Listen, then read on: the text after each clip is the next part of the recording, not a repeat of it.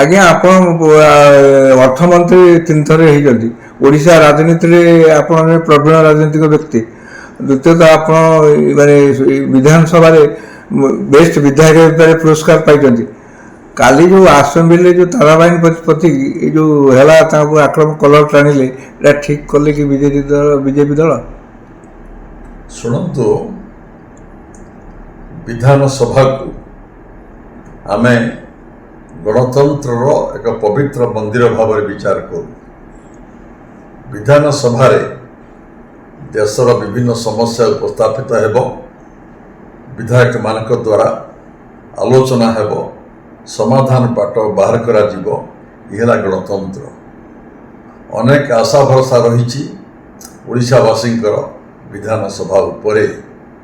ବିଧାନସଭାର ଆଲୋଚନା, ବିଧାନସଭାର ବିଭିନ୍ନ ଘଟଣାବଳୀ ଉପରେ ଚର୍ଚ୍ଚା ଏ ଓଡ଼ିଶାବାସୀଙ୍କ ପାଇଁ ନୂଆ ରାହା ଫିଟେଇବ, ଏ ଆଶା ଆମର ସବୁ ରହିଛି।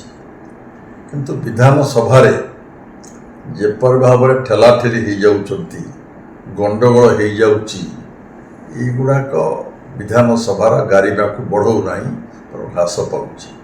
ଆମେ ଆଶା କରିବୁ ଗଣତନ୍ତ୍ରକୁ, ସମ୍ବିଧାନକୁ, ନ୍ୟାୟପାଳିକାକୁ ସମ୍ମାନ କରୁଥିବା ବ୍ୟକ୍ତିମାନେ ଗଣତନ୍ତ୍ର ସୁରକ୍ଷା ପାଇଁ, ସମାଜର ନିରାପତ୍ତା ପାଇଁ ଏବଂ ଓଡ଼ିଶାର ବିକାଶ ପାଇଁ ମିଳିମିଶି କାମ କରିବା ଦରକାର।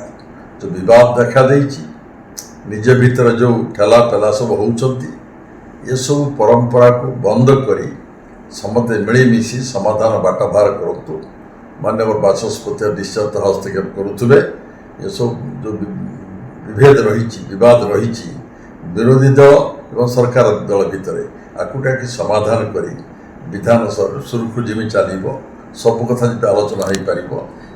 ଆମେ ସବୁ ଯିଏ ବୟସ୍କ ଲୋକ ଅଛୁ, ବରିଷ୍ଠ ଲୋକ ଅଛୁ, ବହୁଦିନ ଧରି ବିଧାନସଭାରେ କାମ କରିଛୁ, ଆମେ ଚାହୁଁଛୁ ସୁସ୍ଥ ପରମ୍ପରା ଭିତରେ, ବୁଝାମଣା ଭିତରେ, ଭାଇଚାରା ଭିତରେ ବିଧାନସଭା ଚାଲୁ। ସମ୍ମାନ ପାଇବ ଗଣତନ୍ତ୍ର, ସମ୍ମାନ ପାଇବ ଓଡ଼ିଶା ଏବଂ ଓଡ଼ିଶାର ବାସୀଙ୍କର ଆଶା ଆକାଂକ୍ଷା ପୂରଣ ହୋଇପାରିବ। କଲର ଟାଣିବାଟା ଠିକ୍ ହେଇଛି? ୟାକୁ ତ ଠିକ୍ ବୋଲି କି କୁହାଯିବ ନାହିଁ, ତ ଠିକ୍ ବୋଲି ତ କେହି କହିପାରିବେ ନାହିଁ।